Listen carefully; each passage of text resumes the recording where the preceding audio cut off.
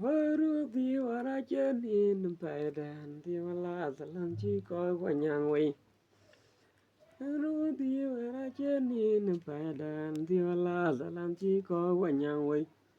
Unu mai kura chan kira ju bantin beloi. Wai dia kamorra na ura kura nang pande. Je jam ke bany ke nati gandera tuk. Arjung na lel ke dian to ke anei. Anche jam ke bany ke nati andere tuk jong na lwel ke dien to ke ane che in na liar bany dai che in wera jor an wariar nangau ko yer jogarer bache o ye li mo cherande ke jot a ko yarale chalwel chol bani yuta ma undia ko yer jom te yuta wariar